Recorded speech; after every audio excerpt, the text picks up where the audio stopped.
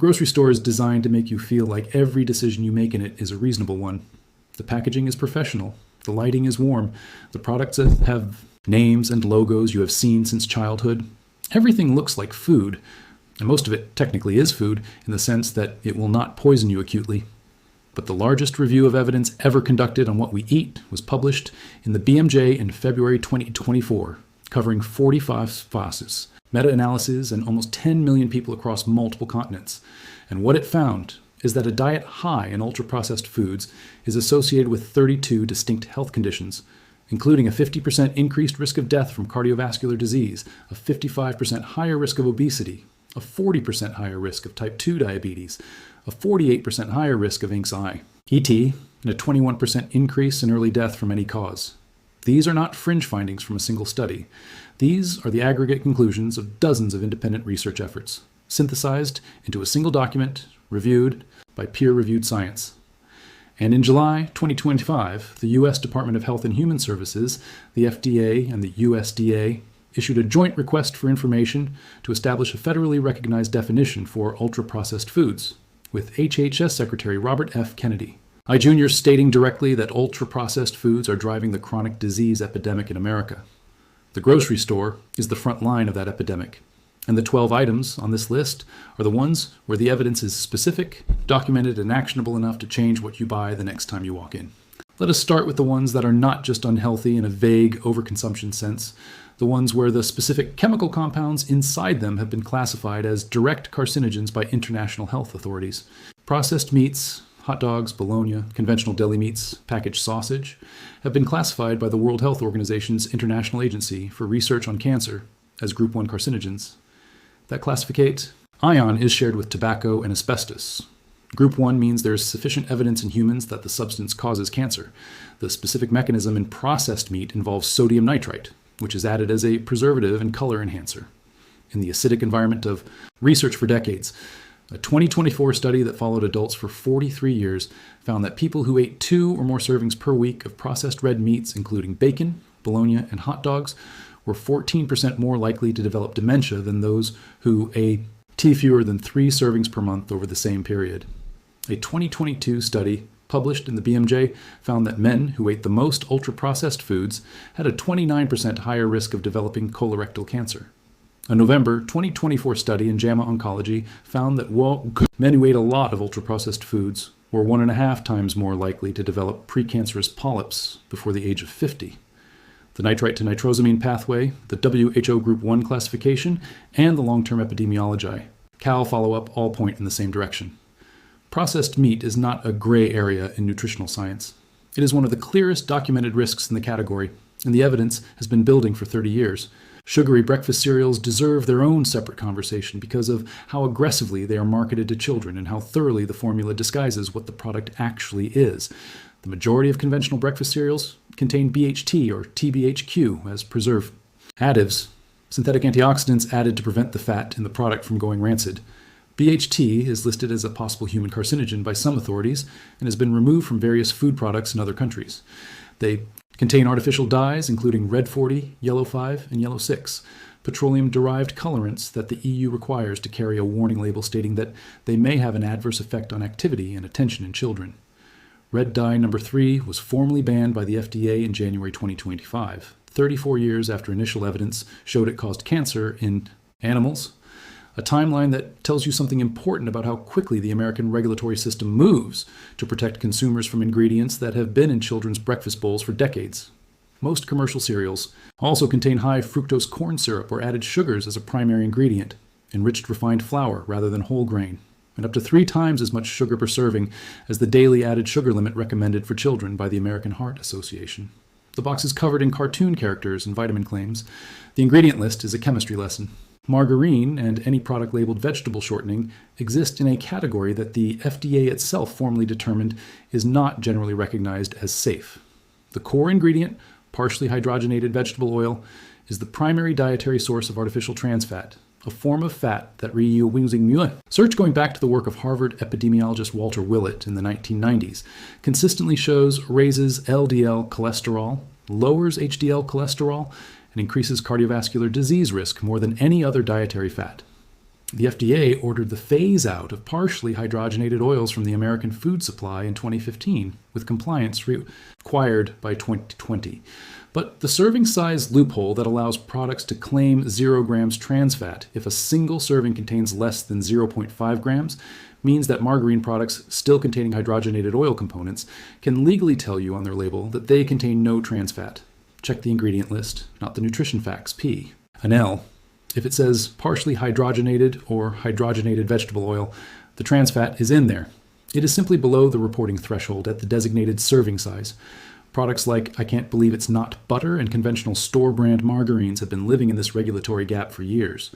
Energy drinks are the most recent addition to the category of products where the gap between the marketing and the research is growing fastest. The market has expanded dramatically over the past decade to include products targeting teenagers through gaming partnerships, SPIO, RTS sponsorships, and social media campaigns. The stimulant combination in most commercial energy drinks, high-dose caffeine, typically between 150 and 300 milligrams per can, plus taurine, B vitamins, in doses far exceeding daily requirements, and guarana, which adds additional caffeine, not always reflected in the primary caffeine count on the label, has been linked in multiple case reports and cohort studies to cardiac arrhythmia, hypertension, and in rare cases, cardiac arrest, particularly in adolescents, ascents, and young adults with undiagnosed cardiac conditions.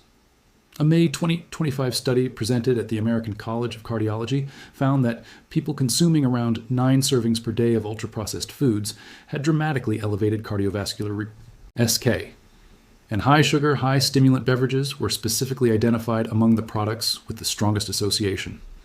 The 2025-2030 U.S. dietary guidelines specifically call for limiting foods and beverages with artificial flavors, artificial preservatives, and non-nutritive sweeteners, language that covers virtually every commercially available energy drink on the market.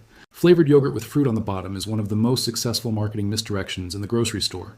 Yogurt, in its plain, minimally processed form, is a genuinely healthy food, high in protein, rich in beneficial bacteria, a good source of calcium. But the product in the colorful single-serve cup with a fruit swirl and the image of a farm on the label often contains more added sugar per serving than a standard candy bar. Dannon Fruit on the bottom strawberry yogurt, as a representative example, contains 19 grams of sugar in a 5.3-ounce serving. The American Heart Association recommends no more than 25 grams of added sugar per day for adult women and 36 grams misses for adult men. A single flavored yogurt can consume 3/4 of that daily limit before 9 in the morning. The fruit listed on the label, strawberries, blueberries, peach, is present, but typically in such small quantity and in such a highly processed syrup-suspended form that its nutritive contribution is negligible. The beneficial bacterial cultures that make plain yogurt worth eating survive processing in some products and not in others. The label phrase, live in active cultures, is the one signal worth looking for on a yogurt label. But even that phrase says nothing about the sugar load that the cultures are swimming in.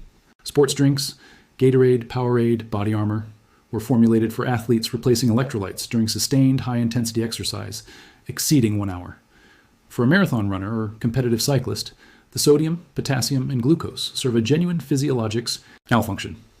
For the overwhelming majority of people consuming them, people at desks, children at school, casual walkers, they are sugar water with synthetic dye. A 20-ounce Gatorade contains 34 grams of sugar and artificial coloring, adding roughly 140 calories of pure sugar with 0 compensating nutritional value. Packaged white bread, the shelf-stable pre-sliced loaves that can sit in a cabinet for 2 weeks without molding, achieves that shelf life through a combination of refined flour with the germ and bran removed, added sugar, soybean oil, or other vegetable oil, calcium propionate as a mold inhibitor, and in many cases azotocarbonamide as a dough conditioner. The FDA permits azotocarbonamide in bread. When heated, azotocarbonamide can break down into semicarbazide and urethane, both of which have shown carcinogenic properties in animal studies. The EU, Australia, and Singapore prohibits it in food. In the US, you will find it in the ingredient list of major brands, including some Pepperidge Farm varieties and various store-brand sandwich loaves. The combination of high glycemic index refined flour and the additive package required to make white bread shelf-stable for 2 weeks makes it one of the most comprehensively poor nutritional trades in the grocery store. Conventional coffee creamers, the shelf-stable liquid varieties and the flavored refrigerated ones, have been covered in detail in other conversations about specific brands and ingredients. But the category-level summary belongs here because they represent one of the most routine, unremarked daily exposures to an accumulating set of problematic additives: carrageenan, polysorbate 80, mono, and diglycis. Rides, titanium dioxide, and corn syrup solids in a product most people pour into their first cup of coffee, without reading the label or giving its ingredient list a moment's thought. The additive P-profile of a conventional coffee creamer has no meaningful analog in any whole food and serves no function except to make an industrial product shelf-stable, visually appealing, and addictively flavored. Reduced fat peanut butter closes the 12 on a note that matters because it is specifically the version that the health-conscious consumer reaches for, believing it is a better choice. It is not. The natural fat in peanut butter is predominantly oleic acid, the same monounsaturated fat that makes olive oil worth consuming.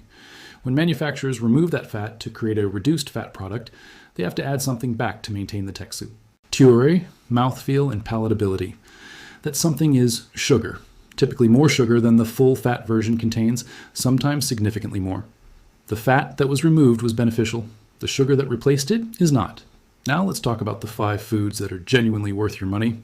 The ones where independent science, not marketing, makes the case. Eggs are the most nutrient-dense, affordable protein source in the grocery store. 1 large egg contains 6 grams of protein, 13 essential vitamins and minerals including choline, which is critical for brain and fetal neural development, and which more than 90% of Americans are deficient in. Vitamin D, vitamin B12, selenium, and lutein and zeaxanthin, 2 carotenoids with the strongest documented evidence for preventing age-related macular degeneration, the leading cause of vision loss in adults over 60. The scientific consensus on eggs and cholesterol has shifted substantially over the past 2 decades. The 2024 update to mainstream nutritional guidance from Harvard's T.H. Chan School of Public Health explicitly states that, for most people, the cholesterol in eggs does not raise LDL significantly, and that eggs are a healthy food for the majority of the population. Pasture-raised eggs, from hens with genuine outdoor access and a varied diet, contain measurable, lie higher omega-3 fatty acid content than conventional cage eggs. They are worth the price premium. But even a conventional egg is among the cleanest and most nutritionally complete products in the store. Canned sardines are the most undervalued food in the American grocery store, and they have been for decades. A single can of sardines packed in olive oil contains approximately 23 grams of complete protein, more than 1,000 milligrams of combined EPA and DHA omega-3 fatty acid. IDS, the specific long-chain forms with the strongest evidence for cardiovascular, neurological, and anti-inflammatory benefit. Calcium from the edible bones at levels comparable to a glass of milk, and vitamin D in quantities that are X'd. Remotely rare in the natural food supply. Sardines are small, low on the marine food chain, and short-lived, which means they do not bioaccumulate mercury, PCBs, or other fat-soluble environmental contaminants the way large predatory fish like tuna and swordfish do. Wild Planet and Crown Prince are 2 brands with consistent sustainable sourcing documentation. A can costs approximately $2. There is no omega-3 supplement at any price point that delivers the complete nutritional matrix, the protein, the calcium, the vitamin D, the full fatty acid profile that a can of sardines does. Extra virgin olive oil is the most thoroughly researched dietary fat in the history of nutritional science, and the evidence for its benefits has only grown over the past decade. The pre-dimed trial, the largest randomized controlled trial of dietary fat and cardiovascular outcomes ever conducted, following 7,447 Spanish adults at high cardiovascular risk, found that supplementing the diet with extra virgin olive oil reduced the risk of major cardiovascular events by approximately 30% compared to a low-fat control diet. The active compound. NDS responsible are not just the oleic acid, which is the dominant fatty acid. They are the polyphenols, specifically oleocanthal, which functions as a natural anti-inflammatory through a mechanism. M, similar to ibuprofen, and hydroxytyrosol, which is one of the most potent antioxidants identified in any food source. These polyphenols are only present in extra virgin olive oil. They are destroyed or absent in refined olive oil, light olive oil, and standard cooking oil blends. The label must say extra virgin. The harvest date should be within the past 12 months for the polyphenol content to still be biologically meaningful. Legumes, beans, lentils, chickpeas, black beans are the single food category most consistently associated with longevity across independent studies of the world's longest-lived populations. The Blue Zones research, conducted by Danby, Wetner in partnership with National Geographic and subsequently validated by demographic analysis, found that every identified long-lived population on Earth, Sardinia, Okinawa, Loma Linda, Costa Rica, Icaria, consumed legumes as a dietary staple. A cup of cooked lentils contains 18 grams of protein, N, 16 grams of fiber, more than half the daily recommended intake of folate, substantial iron, potassium, and magnesium, and a glycemic index low enough that it actually improves rather than impairs blood sugar regulation despite being a carbohydrate. The fiber in legumes is predominantly soluble fiber, the type that acts as a substrate for beneficial gut bacteria, and that a 2023 Stanford randomized controlled trial found to be the most reliable dietary intervention for improving gut microbiome diversity and reducing inflammatory marker. S in the gut lining. Canned legumes, rinsed to reduce sodium, are nutritionally comparable to home cooked. They cost approximately $1 per can. They are one of the few foods that simultaneously reduce cardiovascular risk, reduce cancer risk, support healthy weight, and feed the microbiome. All documented in peer-reviewed research, not in brand marketing. Wild-caught salmon, specifically Alaskan sockeye or pink salmon, either fresh or canned, carries the same omega-3 argument as sardines, but in a form that is more familiar and more flexible for cooking. The distinction between and wild-caught and farmed matters here for specific, documented reasons. Farmed Atlantic salmon is fed a diet that includes processed fish meal, vegetable oils, and, in some cases, synthetic astaxanthin to produce the characteristic orange color.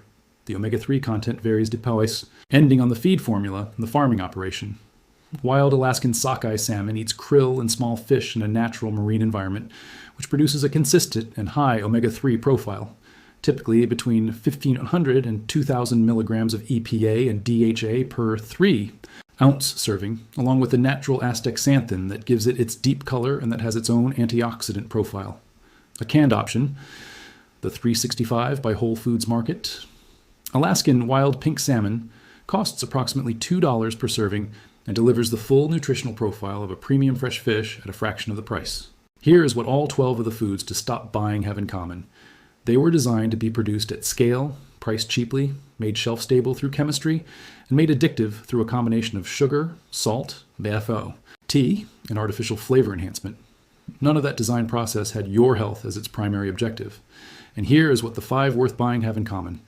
They are foods that existed before the industrial food system, that your body recognizes at the cellular level, that tea have been studied extensively enough that the science speaks without qualification.